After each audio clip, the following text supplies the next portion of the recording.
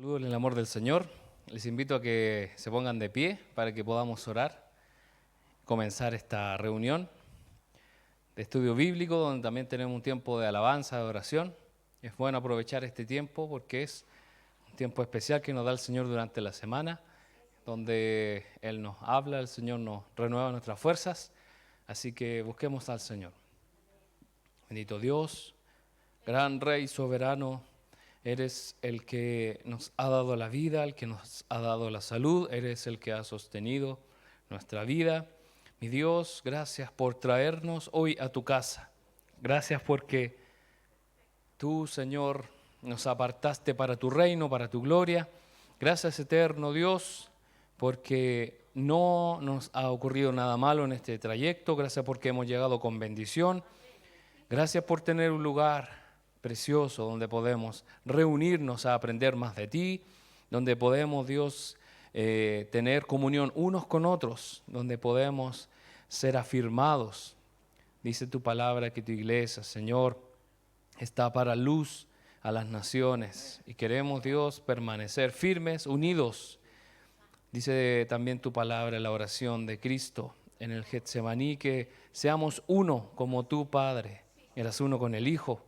Mi Señor, derrama de tu bendición, de tu Espíritu Santo sobre tu iglesia, para que nos levantemos firmes.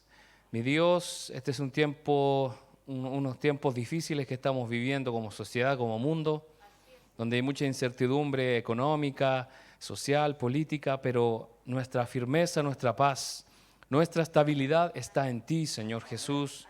Sabemos que pronto podrán terminar todas las cosas, dice tu palabra, que el cielo y la tierra pasarán, pero tus palabras no pasarán. Todo desaparecerá, pero no tu reino, que es eterno, va más allá de esta vida. Mi Dios, nuestra esperanza está en ti.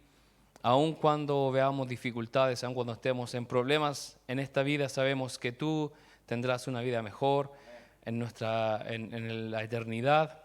Gracias porque nos has dado una maravillosa promesa de estar con nosotros, mi Dios, fortaleciéndonos, guiándonos, enseñándonos. Mi Señor, que tu Espíritu Santo siga obrando en nuestra vida, que podamos darle cada día más espacio, cada día más disposición en nuestro corazón a tu Espíritu. Mi Dios, que seamos moldeados conforme a tu imagen, que seamos moldeados conforme a tu imagen, Señor, conforme a lo que tú eres, conforme a tu estatura de un varón perfecto, dice tu palabra. Mi Dios, renueva nuestro corazón, renueva nuestro espíritu, nuestra mente, límpiala, Señor, por medio de tu palabra. Dice que tu palabra que hemos sido lavados, hemos sido limpiados, hemos sido llamados, Dios, de la oscuridad a la luz. Hemos sido llamados para predicar un evangelio de salvación, las buenas nuevas. Mi Señor, gracias porque, como dice el apóstol Pablo, estos erais ustedes antes. Sin conocerte estábamos llenos de delitos y de pecados. Pero ahora ya no. Ahora tenemos, Señor, un gran llamado, que es vivir en santidad, que es mostrar tu luz, que es mostrar tu salvación a quienes nos rodean. Mi Dios, te pedimos una bendición especial sobre esta reunión. Bendice a cada uno de los que ha tenido la disposición de venir un día martes en la tarde, donde quizás podríamos estar descansando, haciendo quizás otra cosa, pero no hay otro lugar mejor que estar aquí en tu casa. Lejos este es el mejor lugar porque aquí encontramos el verdadero descanso, el verdadero reposo, verdaderas nuevas fuerzas. Mi Dios, bendice las alabanzas, bendice el estudio bíblico, bendice a aquellos que aún no han llegado, que vienen en camino para que tú los bendigas, los ayudes también, y aquellos que están también conectados a esta transmisión, también tu bendición les alcance. Mi Dios, te pedimos tu bendición también por aquellos hermanos que se encuentran enfermos, para que tu poder, mi Dios, se manifieste en sus vidas y sean sanados, para que tu mano preciosa los toque, como lo hiciste, Señor, con aquellos enfermos en aquellas aldeas, Dios. Solamente tu toque, Señor, les dio sanidad, incluso solamente tu palabra. Y así, Señor, se hará en la vida de tus hijos. Mi Dios, queremos comenzar esta reunión con tu bendición, la bendición de nuestro amado Señor Jesucristo. Amén y amén. Muy bien, hermanos, vamos a cantar y bendecir el nombre del Señor. Amén. Gloria a Dios. Oh, sí, Señor.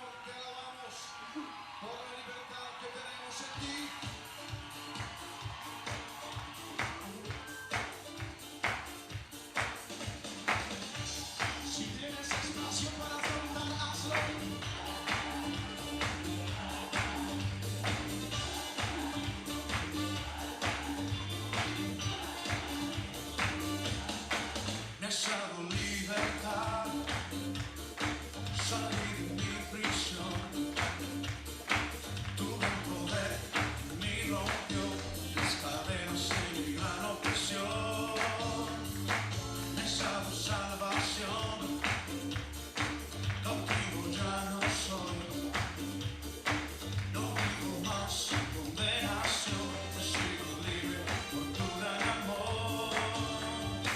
Libertad, soy amenazado, libertad en mis cadenas, libertad, no soy esclavo, soy tan libre puedo casi volar. Libertad, soy amenazado, libertad en mis cadenas, libertad, no soy esclavo, soy tan libre puedo casi volar. Oh, sí, Señor, me has dado libertad, salí de mi prisión, tuve poder, me rompió las cadenas en mi gran opresión, me has dado salvación, cautivo ya no soy, no vivo más en condenación, he sido libre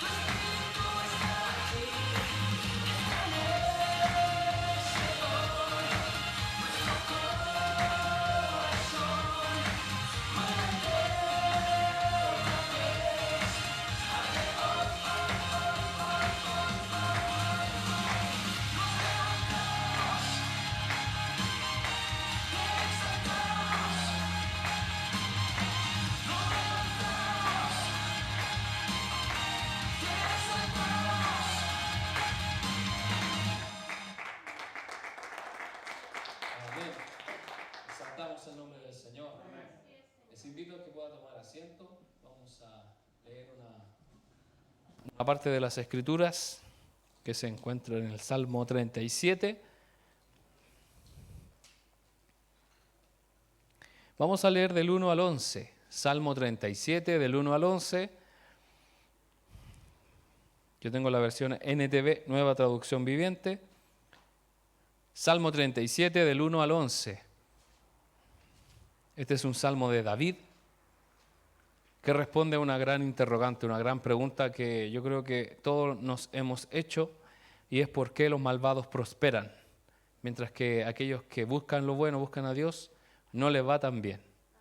Y aquí la palabra directamente responde, David siendo inspirado por Dios, Salmo 37 del 1 al 11 dice: no te inquietes a causa de los malvados, ni tengas envidia de los que hacen lo malo, pues como la hierba pronto se desvanecen, como las flores de primavera pronto se marchitan. Confía en el Señor y haz el bien, entonces vivirás seguro en la tierra y prosperarás. Deleítate en el Señor y Él te concederá los deseos de tu corazón. Entrega al Señor todo lo que haces, confía en Él y Él te ayudará. Él hará resplandecer tu inocencia como el amanecer, y la justicia de tu causa brillará como el sol de mediodía. Quédate quieto en la presencia del Señor y espera con paciencia a que Él actúe. No te inquietes por la gente mala que prospera, ni te preocupes por sus perversas maquinaciones. Ya no sigas enojado, deja a un lado tu ira, no pierdas los estribos, que eso solo trae daño, pues los perversos serán destruidos, pero los que confían en el Señor poseerán la tierra. Pronto los perversos desaparecerán, por más que los busques, no los encontrarás. Los humildes poseerán la tierra y vivirán en paz y prosperidad. Este salmo continúa, no es el salmo completo, es realmente un poco más amplio. Sin embargo, David hace un clamor a Dios. David pasó por momentos buenos y por momentos malos. Hubo un momento en que el rey David asumió el trono y al parecer iba todo bien, sin embargo aún comenzó a tener problemas. Recordemos que cayó en pecado con Betsabé, luego su hijo Absalón se rebeló, él tuvo que salir del trono. Entonces, en todos estos momentos que pareciera que debería haber calma, David los pasó sufriendo.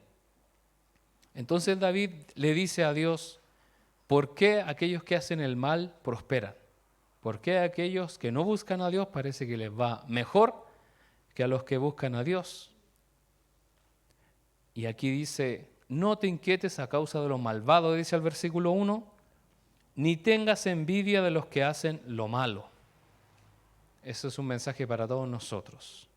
Si vemos personas en la calle o conocemos a alguien que le va súper bien, nosotros solamente sabemos una parte de la vida de esa persona. Porque no sabemos lo que ha hecho para lograr eso, puede ser algo legal o ilegal, ni tampoco sabemos todo el esfuerzo que hay detrás. Dice el versículo 2, pues como la hierba pronto se desvanecen, como las flores de primavera pronto se marchitan. La gente que no agrada a Dios en algún momento puede surgir, en algún momento puede florecer, pero ¿qué dice la Biblia? No van a permanecer. Los únicos que van a permanecer firmes es aquellos que buscan a Dios de verdad. De hecho, lo leemos en el versículo 3, dice: confía en el Señor y haz el bien, entonces vivirás seguro en la tierra y prosperarás. Muchas veces la palabra prosperar se toma como algo económico, pero no hay ninguna mejor forma de prosperar que vivir de acuerdo a la voluntad de Dios.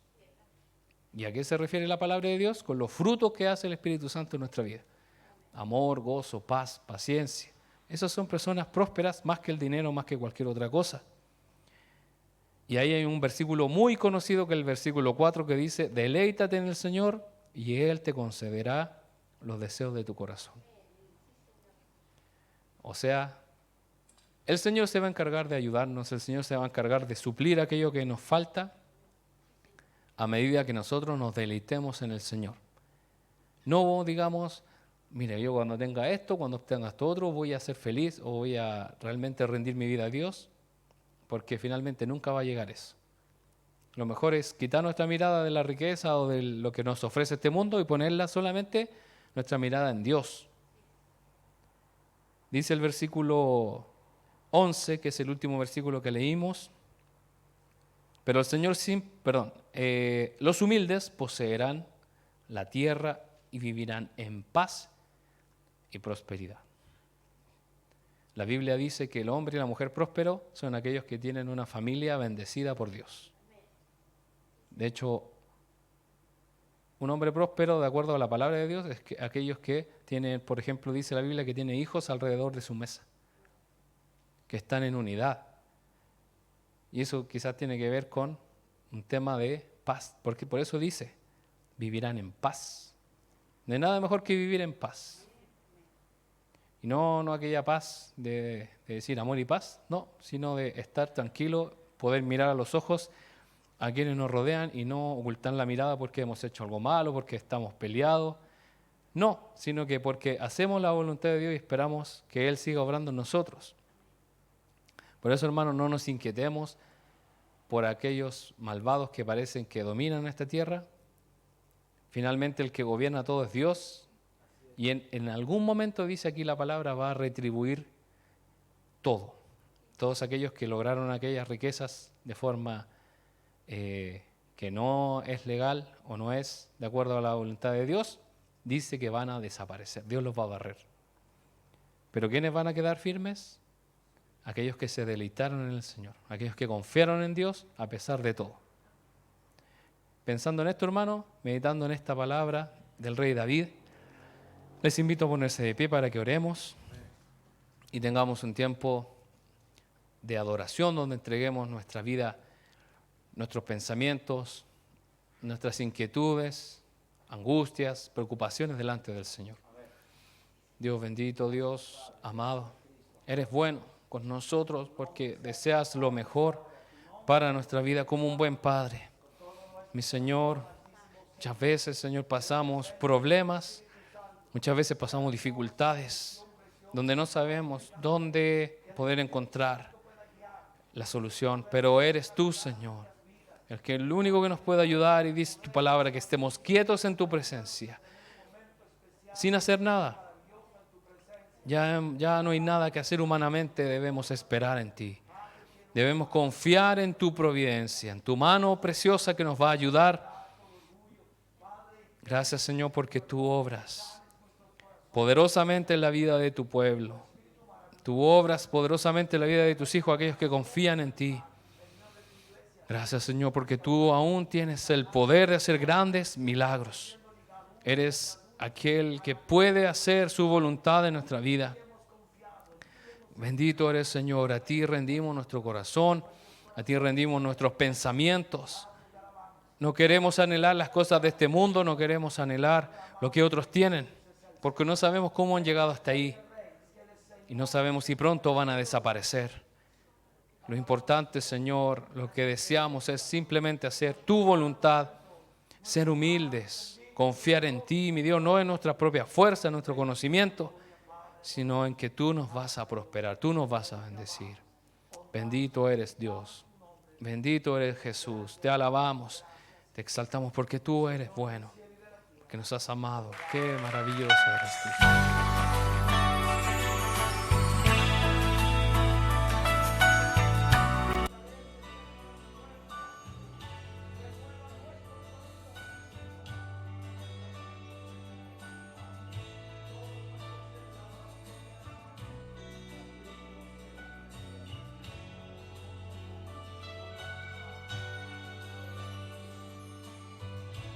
No hay nadie ni nada que pueda satisfacer nuestro corazón, sino tu presencia.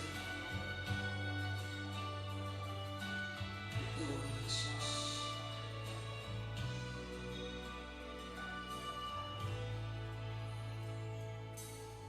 ¿A quién iré?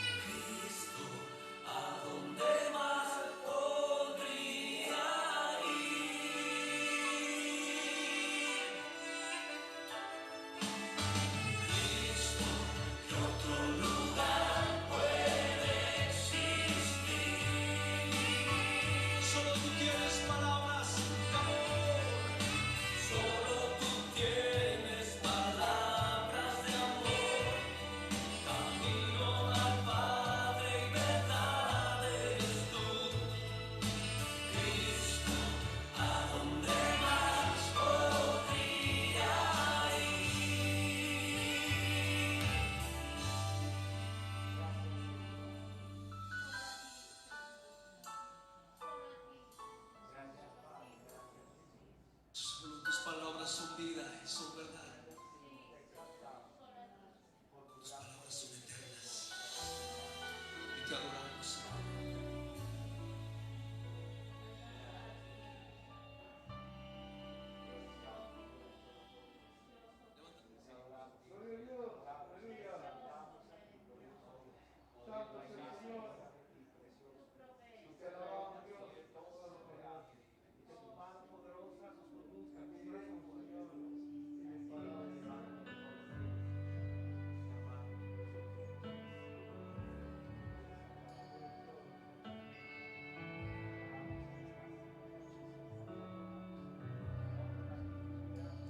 Aquí estás, debemos mover, te adoraré,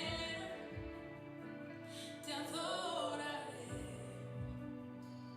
Aquí estás, obrando en mí, te adoraré, te adoraré. Te amamos, milagroso, abres camino, cumples promesas, luz en tinieblas, mi Dios, así eres tú. Milagroso, abres camino, cumples promesas, luz en tinieblas, mi Dios, así eres tú. Aquí estás, sanando mi corazón, te adoraré, te adoraré. Aquí estás, tocando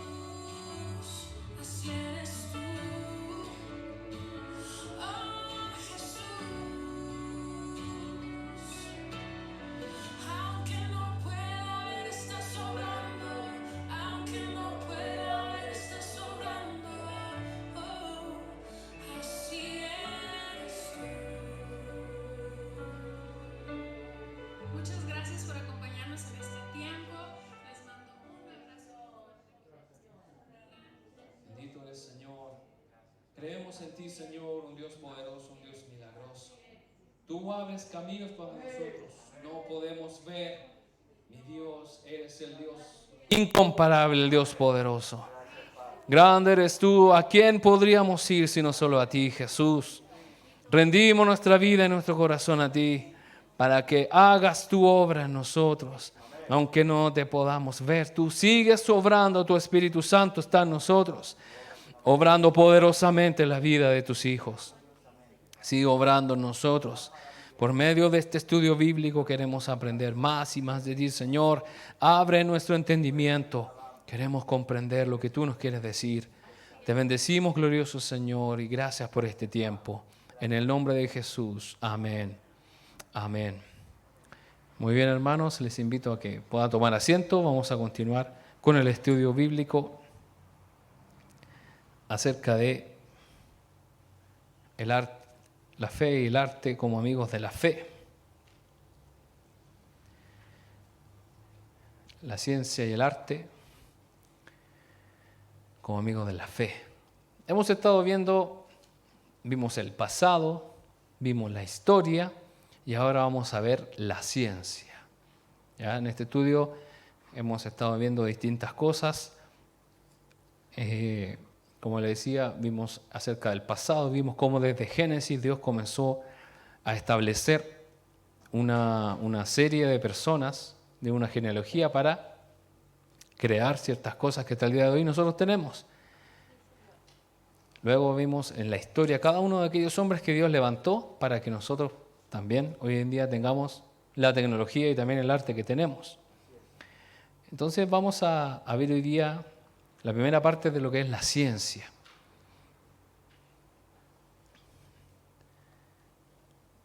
Ciencia, arte y fe. Hacer ciencia es conocer a Dios. Es la forma en que el hombre también conoce a Dios, la ciencia. El conocimiento de nuestro entorno, nuestra cosmovisión, es como una casa donde viven 3 hijas. La primera, la ciencia. La hermana estudiosa y diligente es aquella que le gusta contestar preguntas acerca del cómo funcionan las cosas. Le gusta contestar de cómo funcionan las cosas. Así es la ciencia. Describe cosas. Nosotros para conocer cómo es que por ejemplo, usted quiere cocinar un pollo, pero es increíble que la ciencia explica cómo ese pollo usted lo puede hornear, lo puede hervir o lo puede incluso hasta freír. Y la ciencia indica que cuando se ponen a freír cosas, el interior también se empieza a cocer. Y hoy en día ha llegado a tal punto que hasta se habla de la ciencia de la cocina. ¿Por qué? Porque ya llega a tal punto de que uno siguiendo ciertas instrucciones, la cosa funciona. No sé si le ha pasado que antiguamente decía, no, nunca me resuelto esto. Pero si usted comienza y le dan los secretos, quizás su secreto no es tan secreto, sino que simplemente es ciencia del conocimiento del hombre respecto a cómo reaccionan las cosas de acuerdo a distintas temperaturas. Eso es lo que yo encuentro impresionante, cómo el ser humano llegó al punto de saber que esto frito sabe mejor que esto cocido. Y también sabemos que lo cocido es más sano también, a pesar de que no sea tan rico. Como también sabemos cómo se forma el arco iris. El arco iris se forma debido a que esas pequeñas partículas de agua son traspasadas por rayos del sol. Y es ahí donde se forma el arco iris. Es cómo funciona. La otra hija o hermana que aparece aquí es las artes. Es la hermana media hippie y se viste raro. Es emotiva y le gusta responder preguntas sobre lo que la gente ve o lo que debiera hacer. Por ejemplo, vemos a gente en un taco tocando la bocina enojado. ¿Qué es lo que hace el arte? Relájate, escucha música. Quítate el estrés. ¿Qué es lo que hace la gente para que se alivie el estrés? Se pone audífonos, comienza a escuchar música, pone cosas que le agradan. Y eso tiene que ver con el arte. Y la tercera hermana, que es la fe, como la hermana mayor a la que le encanta responder preguntas del por qué y quién. Se da cuenta que cada una de estas tres hermanas responde a distintos tipos de preguntas. El problema se da cuando queremos que solo una de estas tres hermanas conteste todas las preguntas. Hay gente que quiere que la ciencia responda todas las preguntas, ¿o no? Hay gente que quiere que las artes respondan, no, yo mientras no sienta o no me motive o no siente esa emoción. Porque, ¿qué es lo que hacen los artistas? ¿A qué apelan? A la emoción. Al pelómetro, como le dicen, ¿cierto? De que, no me conmoví. Y ha escuchado usted gente que dice, no me gustó la reunión porque no sentí nada. Pero no se trata de eso.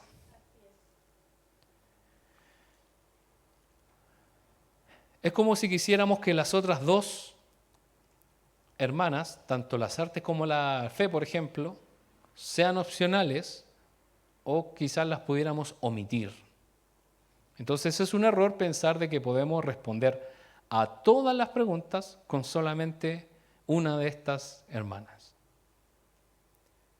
Por lo mismo, hermanos, si usted y yo confiamos en la fe, en la palabra de Dios, y decimos que eso puede responder a todas las preguntas, también vamos a estar equivocados. Porque ya hemos hablado de que la Biblia no es un libro de, por ejemplo, de la naturaleza, de cómo funcionan las cosas del universo.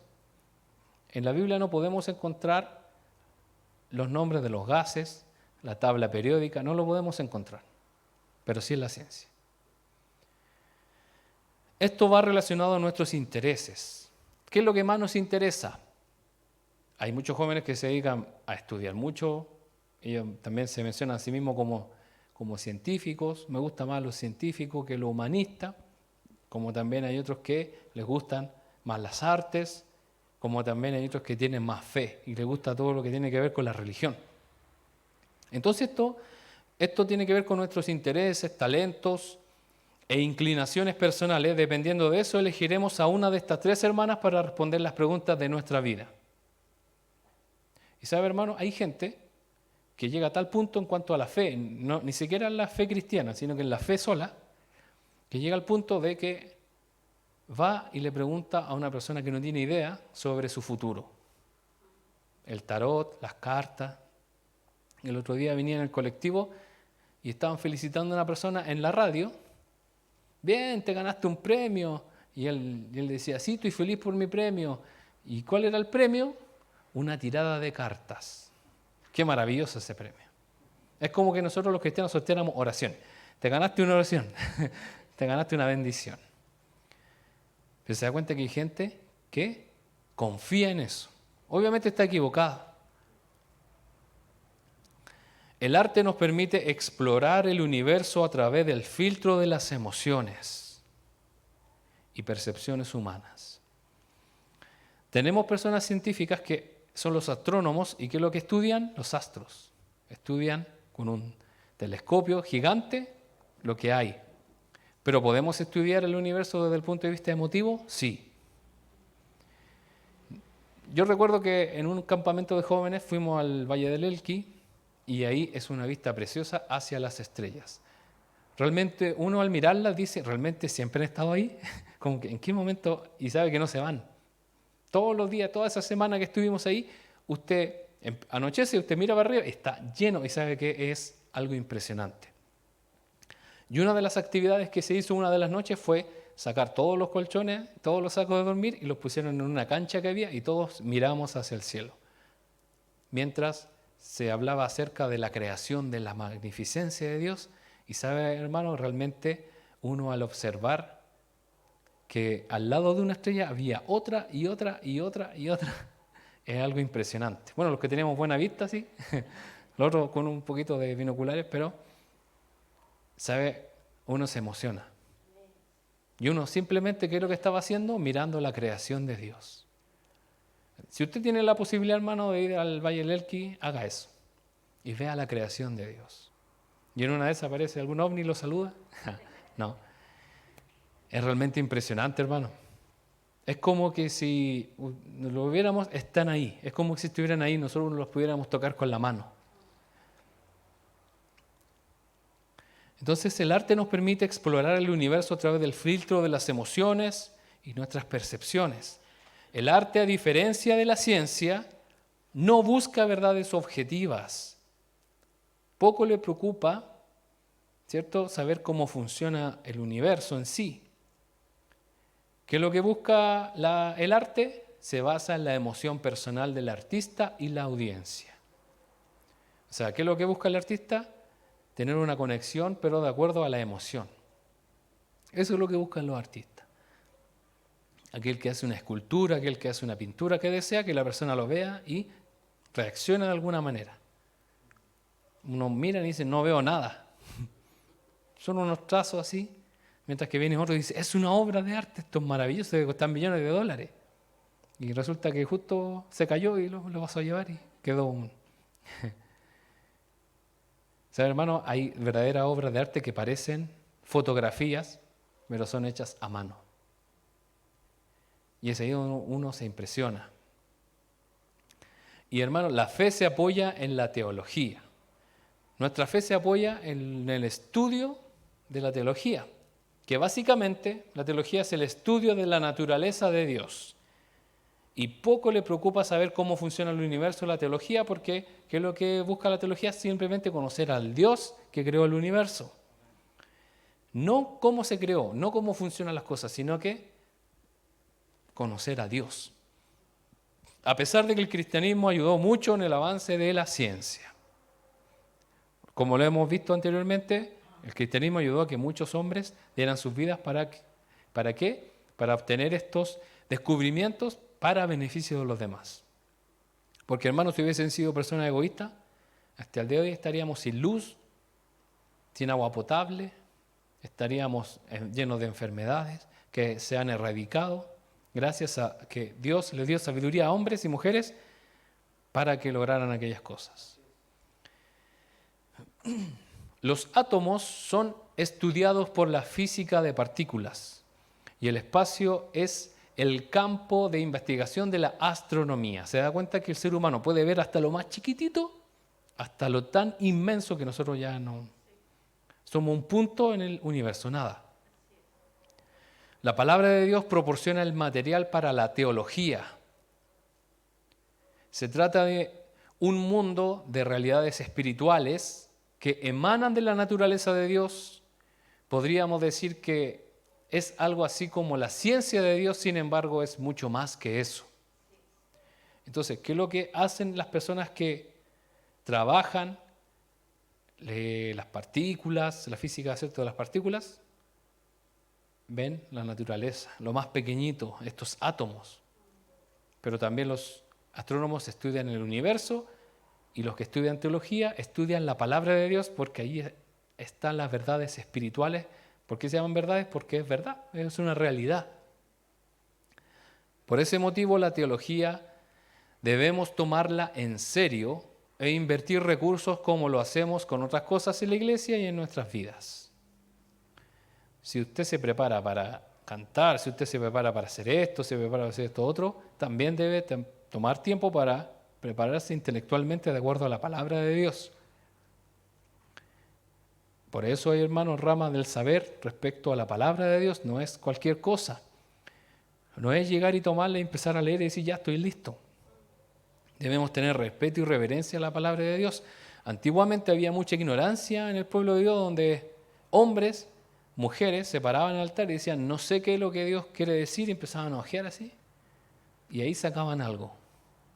O la típica, yo traía algo, pero el Señor me dijo que no. Ahora me acaba de decir que no predique eso, así que voy a predicar sobre otra cosa que acabo de ver. No, acabo de ver, ¿no? Y eso no es tenerle respeto a la palabra de Dios, porque debemos preparar. Yo aún recuerdo cuando una vez se me olvidó ver el calendario y la hermana que estaba haciendo el devocional me presentó. Entonces, yo no iba a hacer tan falta de respeto al Señor, de yo comenzar a buscar algo en el momento y lo que el Señor me dé. porque el Señor dice en su palabra que yo debo hablar y el Espíritu Santo me va... Eso está totalmente fuera de lugar. Porque si usted lee la Biblia dice que es cuando estés detenido, cuando estás frente a un rey que te va a juzgar, cuando vas a ser muerto, Dios te va a dar las palabras necesarias. Pero en un momento así, cuando estás frente a la iglesia, no es el contexto correcto de ese versículo. Y lo que Dios me va a decir es, debiste haberte preparado. Entonces, ¿qué es lo que hice yo? Fue lo que hice, bajé corriendo y le dije al pastor que lo hiciera. Entonces el pastor sí o sí tiene que predicar, tiene algo preparado bajo la manga. Así que ahí él comenzó a retar a aquellos que no se preparaban. Entonces se da cuenta, hermano, que debemos tomar en serio, como lo vimos en la clase anterior, estos hombres estudiosos, Isaac Newton, Copérnico, todos estos científicos tomaron en serio el estudio. ¿Y por qué nosotros los hijos de Dios no deberíamos tomar en serio el estudio? Hermano, hay cientos de recursos escritos, digitales, didácticos, donde podemos aprender más acerca de la palabra de Dios. Donde hombres y mujeres se han esforzado, obviamente usted tiene que pagar el valor de eso, pero es mínimo en comparación a todo el conocimiento que va a traer a su vida. Vamos a avanzar. Dudamos y luego creemos. Tanto la fe como la ciencia se parecen en que ambas requieren cuestionamientos constantes. En la fe, a pesar de no saber los cómo, cuestionamos los por qué. ¿Usted ha llegado a decir, ¿por qué Dios? ¿Por qué me pasó esto?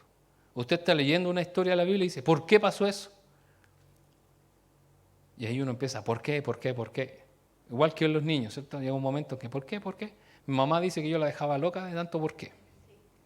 Y ella me decía, ¿por qué me preguntas tanto? Y yo le dije, ¿por qué? ¿Por qué te enojas? ¿Por qué? ¿Sabe por qué preguntamos los por qué de la vida? Porque necesitamos tener un sentido, porque si hay un creador, es porque tiene sentido lo que me está pasando, y yo quiero encontrar por qué me está pasando eso. Entonces, tanto en la fe como en la ciencia, ¿qué es lo que vamos a encontrar? Cuestionamientos. De hecho, es bueno cuestionarnos cosas, porque va a llegar el momento, hermanos, en que quizás usted no se cuestione eso, pero sí alguien más, y se lo va a preguntar a usted, y usted, como no se lo cuestionó, no va a tener la respuesta. Yo le contaba a mi familia que hace mucho tiempo atrás un joven llegó y me preguntó, ¿qué significa en la Biblia el justo por la fe vivirá? Y sabe que me dejó en blanco. No supe qué decirle. El justo por la fe vivirá, ¿a qué se refiere? No lo entiendo. Explíquemelo, por favor. ¿Usted podría llegar a explicarle el justo por la fe vivirá? O sea, si no tiene fe el justo se va a morir. ¿Puede seguir viviendo una persona sin fe? ¿O se trata de otra cosa? Y sabe, hermanos, esas puras frases significan muchas cosas. Pero uno tiene que partir por algo. Pero no sabe por dónde empezar. Es demasiado. Entonces, si no son nuestros cercanos, quienes se cuestionan eso, el día de mañana puede ser nuestros hijos. Y usted debe darle una respuesta apropiada. Porque si no, van a empezar a buscar en otros lados o a crearse sus propias conclusiones de lo que la palabra en realidad no dice. Entonces, la ciencia, por su parte, ni siquiera se preocupa de responder el por qué, sino que cuestiona el cómo. Y hasta que no responde tal pregunta, no cree.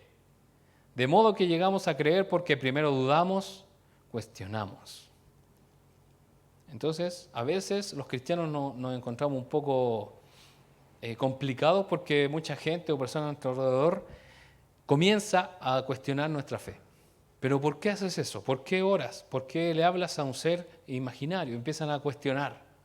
Y es ahí donde uno debe también responder y tener una respuesta de acuerdo a esos cuestionamientos, como también aquellos que buscan en la ciencia una respuesta también se cuestionan el cómo.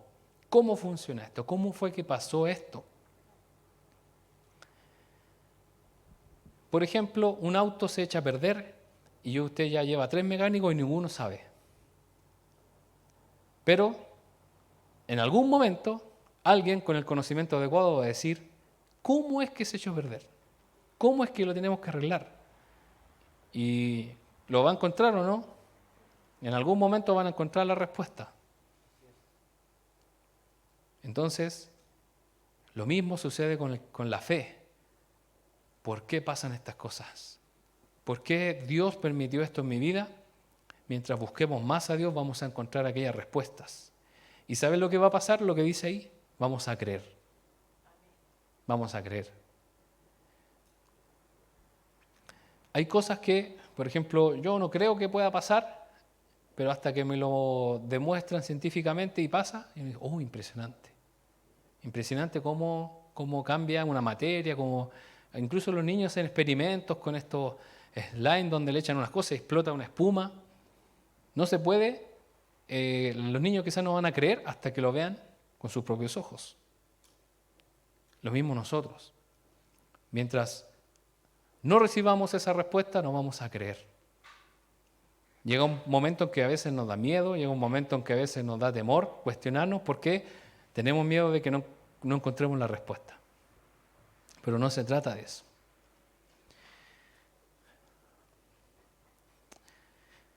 Y hermano, no todo el conocimiento de la naturaleza, como le había mencionado, está en la Biblia. En la Biblia no podemos encontrarlo todo el funcionamiento de la naturaleza. Yo aquí en la Biblia no puedo encontrar el comportamiento de los leones. Yo no puedo encontrar, ¿cierto?, el comportamiento de ciertos animales, como pescar. Lo único que dice la Biblia es que había hombres pescando, pero no dice cómo. Tirar las redes. O sea, yo voy a un mar, tiro una red, listo. No, tiene toda una metodología. La Biblia no es que esté incompleta o tenga menor valor, que quiero que quede claro. No es que esté incompleta o tenga menor valor la Biblia, simplemente responde a otras preguntas. La Biblia responde a otras preguntas. ¿Sabe, hermano, que hay un filósofo que se llamó Arthur Holmes y él decía que toda verdad es la verdad de Dios? Sea que aparezca en la Biblia como no aparezca en la Biblia, si es una verdad, es la verdad de Dios. ¿Se da cuenta?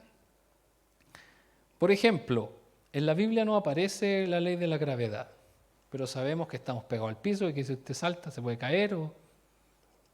Pero eso es una verdad. Entonces, es una verdad de Dios. Dios lo puso ahí.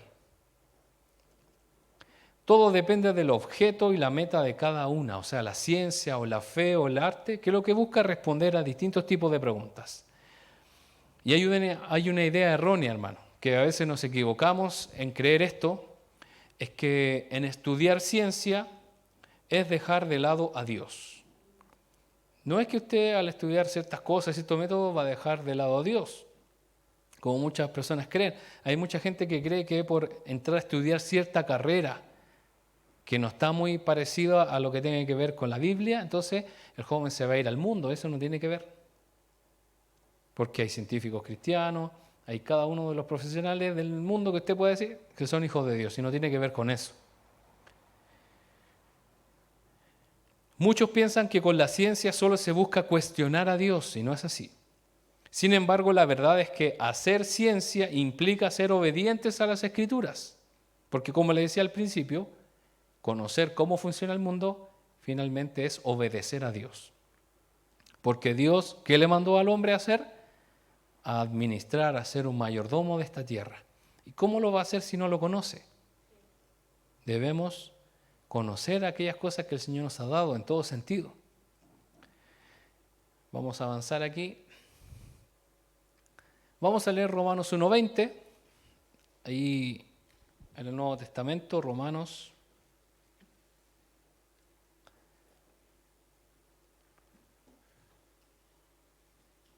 1:20.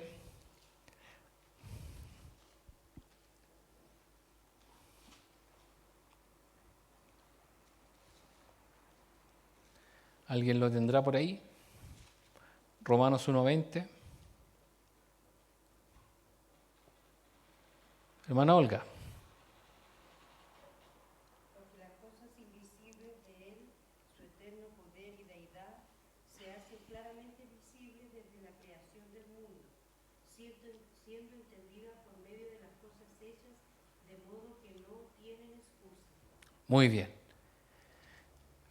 ¿Cómo el ser humano va a conocer a Dios? También, no solamente mediante la palabra de Dios, sino también de acuerdo a lo que ve en la naturaleza. Nosotros miramos las montañas, los mares, los animales, el cielo y vemos la creación de Dios. Y aquí dice el apóstol Pablo, desde la creación del mundo todos han visto los cielos y la tierra y por medio de todo lo que Dios hizo, ellos pueden ver a simple vista las cualidades invisibles de Dios. ¿Cómo podemos ver las cualidades invisibles de Dios? De que hay un diseño inteligente. Hay un grito, dice la Biblia, que va de un abismo al otro abismo. Dice que a la voz de las cascadas. ¿Usted ha estado en una cascada? ¿Cómo suena? Dice la Biblia que eso, ¿qué es lo que está gritando? Gloria a Dios.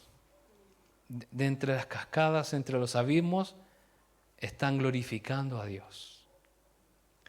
Es impresionante sentir el viento cuando pasa por ciertos árboles y estos árboles comienzan a dar aplausos. No sé si usted lo ha escuchado. Dice la Biblia que los árboles dan palmadas de júbilo a Dios.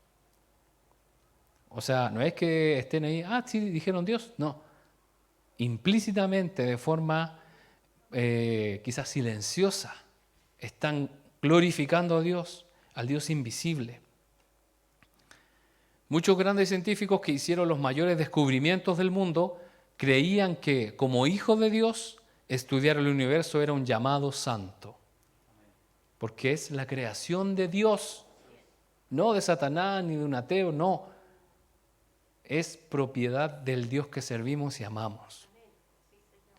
Lamentablemente, el ateísmo tan prevalente en el mundo científico es resultado en parte por la ausencia de cristianos en las aulas de estudio y los laboratorios de investigación. Por años se enseñó que la ciencia era solo para personas carnales. Ponte a leer la Biblia, ponte a orar, eso es lo que tienes que hacer. Nada cuestiones de la PSU, ni la PSA y la PCE. ¿Cierto? Eso es lo que te va a salir adelante. Yo podría decir también. Pero también es bueno, es importante estar ahí. Y sabe, hermano, que sí hay hijos de Dios en esos lugares, pero podrían haber más. ¿Por qué no están? Porque sus entornos les dijeron que no. Entornos cristianos, que te vas a ir, ¿no? ¿Qué vas a hacer? Pero es allí, ¿se acuerda de Daniel? ¿Dónde estaba Daniel? Él oraba, buscaba a Dios, pero también estaba en un lugar de eminencia, donde debía conocer el idioma. A nosotros nos mandan a estudiar inglés, ya nos morimos. Él conocía el idioma, la cultura. Y realmente estamos muy lejos de eso. Gracias al Señor, he tenido la oportunidad de compartir con muchas personas, muchos jóvenes que han estudiado este tema de la ciencia, y ellos donde están glorifican al Señor, le dan las gracias a Él, y no tiene nada que ver con decir ya voy a dejar a Dios porque esto, justamente descubrí algo que me hizo dudar mi fe. No, todo lo contrario.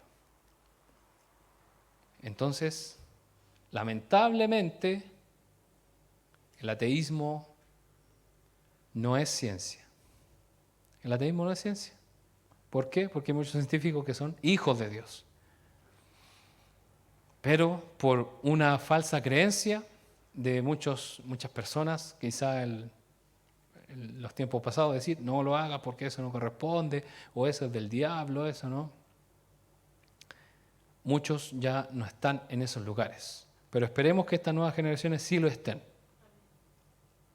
Hoy, gracias a Dios, ya no hay una perspectiva en la iglesia o los líderes de decir, no estudies esta carrera, no estudies esto no es para cristianos. Ahí está Sodoma y Gomorra, no te metas ahí. El diablo te va a hacer clases. Hermano, donde sea que usted se meta o estudie, va a estar el enemigo, no importa. Hermano, la mayoría de mis profesores de derecho eran ateos, la mayoría, y hablaban mal de Dios, mal de la iglesia, y uno tenía que quedarse callado, y mal del matrimonio, se burlaban de los que estaban casados, y bla, bla, bla. Y eso todos los días, todos los días.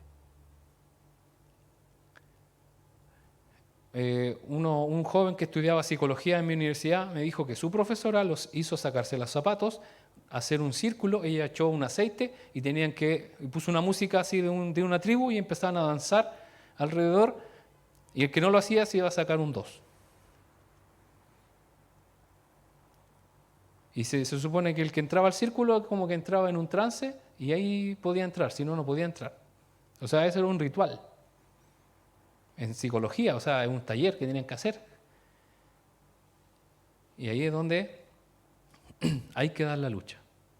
Y esos jóvenes no dejaron de ser cristianos por tener que enfrentarse a eso. Ahora ellos tomaron la decisión. Eran dos. Uno dijo que no quiso participar y lo respetaron, mientras que el otro sí participó, pero lo hizo obviamente físicamente, así como haciendo lo que quieren que hiciera y listo. Pero sabe, hermano, se ve como el enemigo trata de meterse, pero a la vez no puede hacer más si son hijos de Dios. ¿Qué van a hacer si son hijos de Dios? Tienen que seguir adelante. Vamos a avanzar ahí. Cuando la ciencia contradice nuestra fe, ahí es donde los cristianos nos da miedo. Ahí sí que me da miedo. Porque por ahí descubrieron algo que... Lo primero que pensamos es que la ciencia está equivocada. Si la ciencia dice que hay algo que nosotros creemos y no es correcto, no, ellos se equivocaron. Partimos de esa premisa. Pero también puede ser que hayamos construido nuestra fe sobre interpretaciones que tienen un margen de error. O sea, lo que yo creo, ¿es realmente lo que dice la Biblia? ¿O lo inventé yo o me lo enseñó alguien? Por ejemplo, los cristianos en general creen que la Tierra no tiene más de 5.000 años. ¿Usted sabía eso? Los cristianos en general creen eso. Pero ¿qué pasa si se descubre que tenía millones de años más? ¿Usted se le va a caer su fe por eso? No, porque eso no dice la Biblia. En ninguna parte de la Biblia dice que tenía 5.000 años. Usted, si lo encuentra, me lo dice. Dice que cuando Dios comenzó a crear, y no dice cuándo. De hecho, no hay certeza desde la creación de Adán hasta donde Dios comenzó a crear, hasta la creación de Adán, no hay forma de saber cuánto se demoró. Cuando Dios dijo, sea la luz, no sabemos si pasaron miles de años, millones de años, no lo sabemos. O para Dios, obviamente pudo haber sido un instante, pero para que se formaran todas esas cosas, Dios pudo haber tomado su tiempo y nosotros ni nos enteramos. Entonces, a veces nos afirmamos en creencias que son de interpretaciones que yo podría decir, bueno, podría estar de acuerdo con eso, sí, pero de que sea una verdad bíblica que diga, no es así. Y nosotros lo creemos así, no, rasgamos vestiduras porque alguien nos dijo que no. Entonces, puede ser que hagamos interpretaciones que tengan un margen de error. Y muchas de esas interpretaciones tienen que ver con dichos de las iglesias. Por cada alma que usted va a llevar al reino, usted se gana una perla preciosa en su corona. ¿Ha escuchado esa mentira? Lamentablemente una mentira. En ninguna parte de la Biblia dice eso. Dice que los que triunfen se les dará la corona de vida. Entonces imagínense los que evangelistas, la tremenda corona así con muchas pepitas de oro. No es así. Es una forma de incentivar, pero no es bíblico. El problema no está en la ciencia, sino en que tenemos creencias tradicionales que hemos importado de nuestros antepasados y no han sido puestas bajo el microscopio de una interpretación objetiva de las Sagradas Escrituras. Entonces debemos tener claro que lo que creemos está en la Biblia o no está en la Biblia, o es una doctrina o es una interpretación de lo que podría decir la Biblia o no. Y eso es lo que debemos tener cuidado. Porque de lo que estamos seguros es que si se descubre algo como verdad de que así fue, tenga por seguro que sí Dios lo permitió que fuera. Así Dios permitió que fuera en la realidad. Muchos científicos se han equivocado, pero también muchos teólogos se han equivocado. Tenemos muchos teólogos que se han equivocado. Y hay pelea en internet de los calvinistas, los arminianos y todo. ¿Por qué? Porque se equivocan. Algunos dicen, el calvinismo es el verdadero evangelio. El verdadero evangelio es el de Cristo Jesús. Lutero dijo siempre la verdad, también se equivocó. ¿Usted sabe que Lutero metió libros falsos dentro de la Biblia? Se equivocó. No era tan bueno como... ¿Por qué? Porque nadie es perfecto. Y no debemos confiar en las personas, dice la Biblia, debemos confiar solamente en Dios. Y debemos tener la humildad de decir, está bien. Y hoy en día pasa con MacArthur, con distintos líderes, teólogos, hombres de fe, y nos dice, el que siempre lo que diga él es lo que Paul Washer, lo que dice Paul Washer es la verdad. Y él se puede equivocar. El pastor se puede equivocar, yo me puedo equivocar. Todos se pueden equivocar. Por lo tanto, es mejor enfocarnos en que nuestra fe esté cimentada en lo que realmente dice la Biblia y no en creencias superficiales de ella. Que si usted levanta las manos van a caer miles de demonios. Eso es mentira. No lo dice la Biblia. Porque si usted, está frío aquí, que baje los demonios. Entonces, debemos buscar realmente lo que dice la Biblia o no. Entonces, si usted comienza a leer la Biblia, se va a dar cuenta de que no era tan así.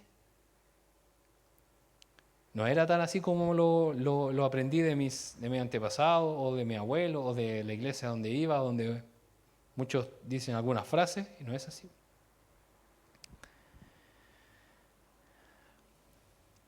Religión y superstición. Spinoza fue un filósofo holandés bautizado como el gran racionalista. Y él señaló que podía haber la gran diferencia entre religión y superstición. Ahí tenemos a este joven con un buen peinado. Bueno, no sé si usted sabe que ya no se puede decir holandés, ni Holanda. Ahora se llama neerlandés y el país se llama Países Bajos. Así se llaman ahora. Muy lindo el país, Países Bajos. Y ya no existen los holandeses, ahora son los neerlandeses. Así que voy a tener que cambiar eso. Él veía la diferencia entre religión y superstición. Afirmó que la superstición estaba fundada en la ignorancia y la religión en el conocimiento. Criticó a los cristianos al decir que muchos eran conocidos no por su fe ni su piedad, ni siquiera por los frutos del Espíritu Santo, sino por sus opiniones. Los cristianos opinan esto, los cristianos opinan esto otro. Que ellos defendían sus opiniones sobre la fe y no a la fe misma, haciendo que tal fe, que era verdad, pareciera más una superstición. O sea, que al actuar como ignorantes, al no estudiar y prepararnos bien, podemos hacer ver como una superstición al cristianismo. ¿Se entiende? Hay muchos cristianos que se comportan de tal manera que pareciera que lo que creen es ignorantes, es de ignorante. Lamentablemente eso es generalizado dentro de la iglesia en Chile o en el mundo, donde las opiniones que tienen prevalecen por sobre la verdadera fe. Porque realmente, si fuera la fe predicada o mostrada como realmente es, cambiaría la cosa. Hay muchos ateos que dicen, puedo aceptar lo que dice la Biblia, puedo aceptar lo que dice Jesús, puedo aceptar lo que dice Dios, pero no me caen bien sus fans, porque se portan bien mal. Me cargan los fans de Dios y de la Biblia. ¿Se dan cuenta que muchas veces los cristianos le han hecho más daño realmente a la fe que lo que deberíamos haber hecho es todo lo contrario? Y eso se da en todo orden de cosas. Que supuestamente si vivimos de acuerdo a la voluntad de Dios, debemos leer en la Biblia que dice que debemos tratarnos cordialmente, saludarnos unos a otros, y resulta que hay personas que dicen que van a la iglesia y nadie los saluda. Pero van a un colegio, van a otro lugar y todos los saludan cordialmente. O sea, un mínimo de respeto. Pero cuando van a la iglesia ni los saludan. No le dicen, siéntate acá o haz esto otro. El otro día conversé con una persona que me decía que fue nueva a una iglesia, no es de acá, obviamente. No fue acá, menos mal, gracias al Señor. Y estaban las sillas justas. Y a esa persona nadie le daba el asiento y estaba parada. Y era nueva. Y ella se armó de valor y pidió permiso. Y le hicieron, porque eran bancas. Usted ya entenderá de qué contexto. Y ahí se corrieron un poco y le dieron el asiento. O sea, rogar por una Biblia prestada ya es mucho, ¿cierto? Pero nosotros debemos ver cómo, a veces, como cristianos nos comportamos peor que el mundo. Peor. Que los vecinos dicen, ¿y este va a la iglesia? Sí, pues si todos lo conocemos. Va a la iglesia, pero acá todos lo conocemos. ¿Cómo es? O la familia también. Entonces debemos tener en claro que nuestra convicción debe basarse en lo que realmente dice la Biblia y no en creencias. Y hay muchas personas que creen que los cristianos se comportan hipócritas. Así son. Debemos ser hipócritas porque así son los cristianos. Y no es así. Que los hipócritas sean los menos, ¿cierto? Que poco a poco vayamos sacando aquellas caretas y pongámonos realmente lo que es Dios en nuestra vida. Una de las caretas de los cristianos es que son perfectos. Por eso mucha gente no quiere venir a la iglesia porque tiene que portarse bien. Tiene que dejar ciertas cosas de lado para venir a la iglesia. Y no es así. Para venir al Señor simplemente tienen que tener un corazón, dice la Biblia, contrito y humillado. Pero en la puerta, no digo en esta iglesia, imagínense, hay una persona que está exigiendo vestuario. Entonces, esa persona ya no va a querer ir más. ¿Qué decir aquellos otros lugares donde el culto se transforma en un show, un espectáculo, más que realmente predicar la palabra de Dios? O donde ni siquiera pasa eso, pero sí el predicador habla más de su anécdota, de sus cosas, que de la palabra de Dios. Yo he estado en lugares donde se trae un predicador de afuera, una eminencia, y realmente nunca exhortó la palabra de Dios, en ningún momento. Era stand-up comedy. O sea, se puso a comentar cosas, y los hermanos, ¡amén! Y el hermano que decía, ¡amén! ¿A qué le decía amén si no ni siquiera estaba diciendo la palabra de Dios? Entonces, ahí nos damos cuenta de que muchas creencias tenemos que no son verdaderas y es porque están fuera de lo que es la palabra de Dios. Y el día de mañana, la ciencia viene y lo desmenuza, lo saca, y obviamente porque es una creencia falsa. No está de acuerdo a la palabra de Dios. Y como le había mencionado antes, hermanos, hasta el día de hoy no existe ninguna evidencia científica que diga que la fe es errónea. Que la Biblia, o lo que dice la Biblia, no es así. Porque si no, ya no estaríamos acá, hermanos. Lo que sí ha derribado, mitos. Mitos cristianos, mitos en todo sentido.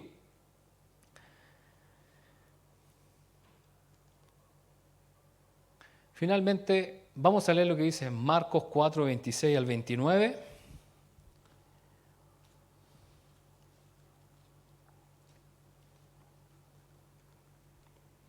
Marcos 4.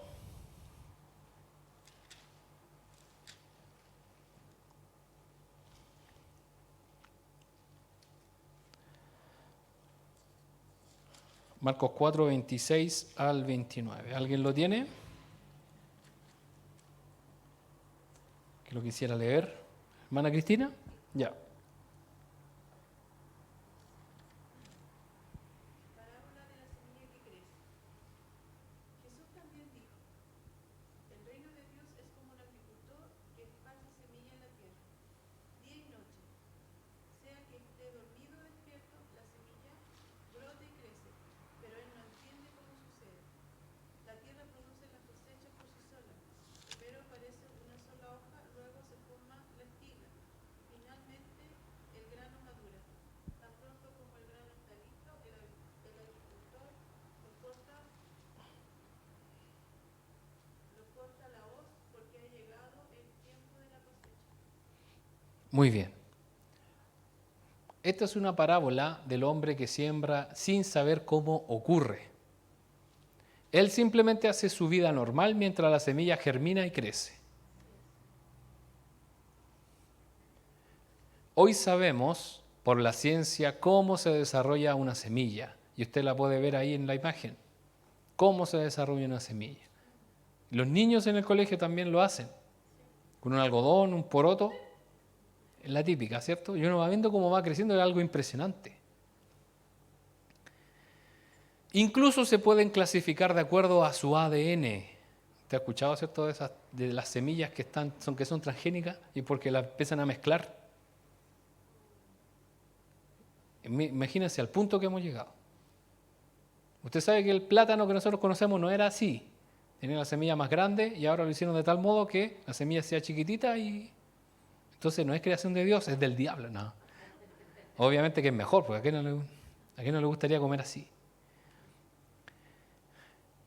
No obstante, el hecho de que ahora sabemos estas cosas acerca del grano hace que el proceso resulte menos milagroso. No, pero para la mente científica sí, porque ahora lo puede explicar, aunque no deja de ser la mano de Dios la que da el crecimiento. ¿Por qué digo esto? Porque el científico no puede hacer que crezca o que no crezca. No lo puede hacer. Simplemente explica, describe lo que está sucediendo. ¿Se da cuenta? Te pone la semilla en el lugar correcto, la riega y comienza a germinar. Es algo natural. Usted se puede ir a tomar una siesta, puede hacer lo que quiera. Dice la Biblia aquí que hace su vida normal el hombre, día y noche, sea que él esté dormido o despierto. ¿Qué está haciendo esa semilla? Está creciendo. Y dice que él no sabe cómo crece. No lo sabe. Usted sabe, hermano, que cuando se hace todo este tema de la vendimia, donde se saca el jugo de la uva y todo eso, usted sabe que tiene todo un proceso de tiempo. Y entre más tiempo, usted sabe que es mejor el vino. Pero ellos no se ponen a mirar y a decir, mira cómo los átomos empiezan a juntarse. Ellos simplemente esperan. Ahora lo pueden explicar, sí. Pero ¿quién produce eso? ¿Quién le dio la orden a aquellas sustancias, a aquellos químicos que comenzaron a funcionar? Dios. Y ellos obedecen. Imagínense usted que Dios dice, ya, el azúcar de ahora ya no es dulce. O la sal ya no va a salar, como dice la Biblia. ¿Qué va a pasar si la sal deja de ser salada? No sirve para nada. ¿Qué pasa si Dios dice que ya el oxígeno se acaba? Entonces nos damos cuenta de que toda la creación de Dios comienza a funcionar con leyes que obedecen a su mano poderosa. Y vemos cómo el hombre, a pesar de que no puede explicar ciertas cosas, Dios está ahí. Y si las llegara a explicar, no quita que sea la mano de Dios que esté obrando en aquellas cosas. ¿Cierto? O sea, si puede ser que yo vaya al médico y me dé una pastilla y me sienta mejor, pero fue Dios quien le dio sabiduría al médico y a la vez el Señor permite que mi cuerpo acepte eso, porque puede ser que no lo haga, puede ser que mi cuerpo acepte esto y me sienta mejor. ¿Se da cuenta? Esa es una gran diferencia.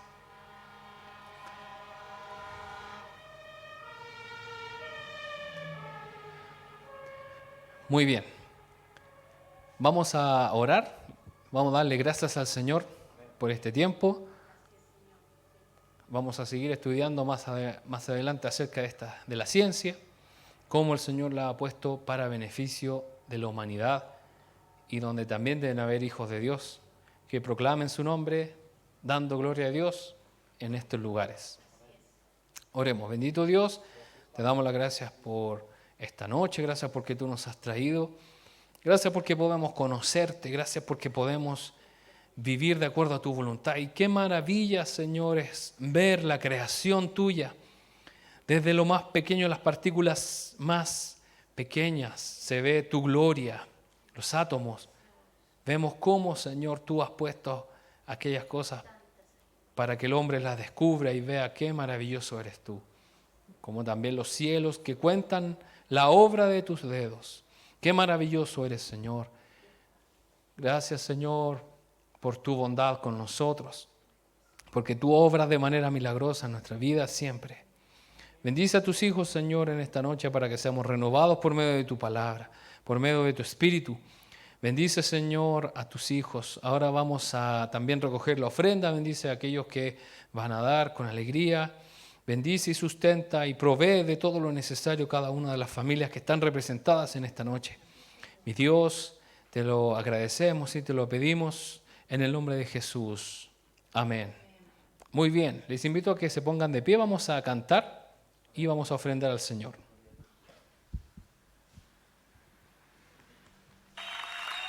Tenemos su gloria por su sangre preciosa que nos ha limpiado de todo pecado. Digan conmigo, la sangre de Cristo me ha limpiado de todo pecado. Vamos a aplaudir. Tu sangre me redimió para darme la luz y la paz. Tu vida se derramó, por mi maldad se entregó. Tu amor incondicional me abrazó con dolor y pasión. Mi vida te ofreceré, mi canto levantaré.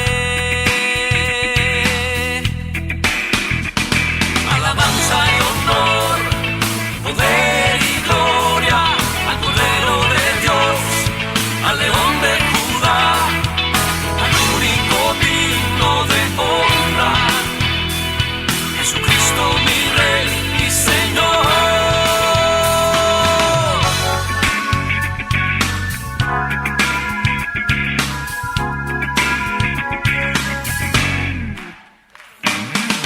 Tu sangre me redimió para darme la luz y la paz. Tu vida se derramó, por mi maldad se entregó. Tu amor incondicional me abrazó con dolor y pasión. Mi vida te ofreceré, mi canto levantaré. Alabanza y honor, poder y gloria al Cordero de Dios.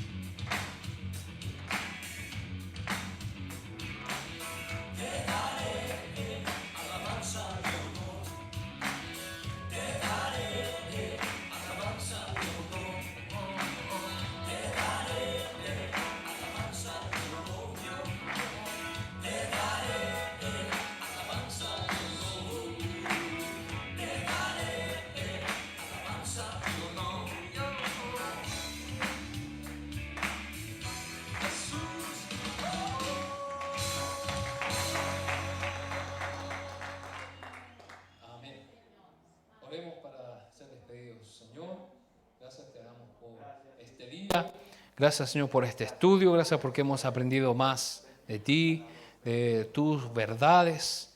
Mi Señor, sostén nuestra vida en esta semana que continúa. Bendice a aquellos que estudian, a aquellos que trabajan. Renueva sus fuerzas, Señor. Sana a aquellos que están enfermos. Ven, Señor, y aumenta la fuerza de aquellos que están débiles, aquellos que están desanimados. Queremos, Señor, rendir nuestra vida a ti. Ven, mi Dios, a nuestra vida para que podamos, mi Dios, alegrarnos en venir a tu casa el día de mañana. Las damas sean bendecidas el jueves. Los hermanos que vengamos a la reunión general, el viernes los jóvenes. Y así cada una de las reuniones que restan. Te damos las gracias porque tú, Señor, nos darás esa maravillosa oportunidad. Sea tu bendición sobre tu iglesia. Ahora al despedirnos, te lo pedimos en el nombre de Jesús. Amén. Amén. Muchas bendiciones, hermanos.